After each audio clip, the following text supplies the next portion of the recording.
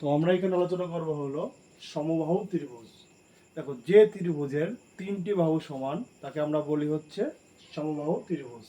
তো এখানে যদি এ বি সি হলো একটা সমবাহু ত্রিভুজ হয় এবং তার প্রত্যেকটা বাহু যদি এ হয়, সেক্ষেত্রে পেরিমিটার হবে এ প্লাস এ প্লাস এ। পেরিমিটার কত হবে? 3a। হাইটের সূত্র কি হবে?